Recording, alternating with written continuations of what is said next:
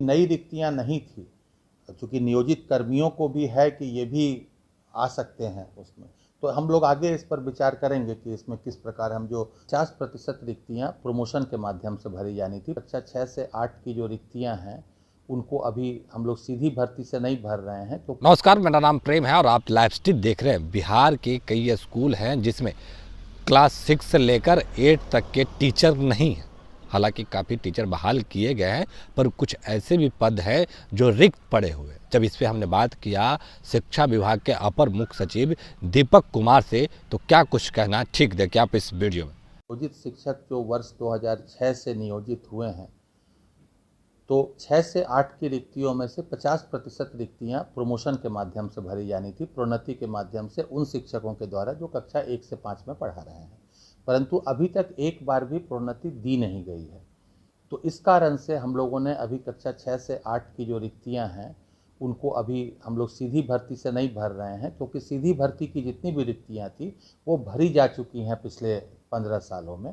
अब जो रिक्तियाँ रह गई हैं वो प्रमोशन के माध्यम से ही भरी जानी है। चूँकि हम प्रमोशन नहीं दे पाए हैं, अभी सरकार के द्वारा प्रोन्नति पर रोक भी है उसमें, जिस दिन भी प्रोन्नति पर रोक खत्म होगी हमें उन्हें प्रोन्नति देनी पड़ेगी, तो इसलिए हमें वो पद उनके लिए रखने होंगे।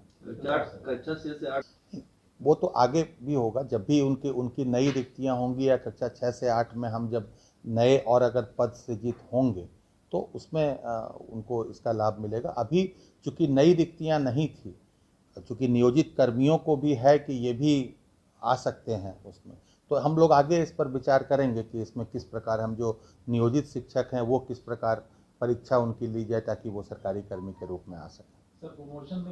पूरी सरकार में वो आरक्षण के बिंदु को लेकर, चूँकि कुछ जो न्यायालय में मामले चल रहे हैं माननीय सर्वोच्च न्यायालय में, उसी कारण से प्रोन्नति पर पूरे बिहार सरकार में ही रोक है, जो सामान्य प्रोन्नति हो जाए। बांग्ला की बहुत सारे ऐसे विषय हैं जिनकी टीईटी वर्ष 2019 में आयोजित नहीं की गई थी। मात्र एक टीईटी कॉमर्स के लिए आयोजित की गई थी 2022 में। 2022 में विज्ञापन लिया गया था, 2023 में आयोजित हुई थी। उसका रिजल्ट हम देंगे और उन बच्चों को, उसकी परीक्षा भी हो गई है, 2 सेंटर उसके रद्द हुए थे, उनकी परीक्षा हो गई है और उनको हम उसका रिजल्ट दे देंगे और वो बच्चे इसी बीपीएससी की बहाली में, रिक्ति की जो आएगी बहाली, उसमें वो भाग ले सकें। हुई है वर्ष 2019 में।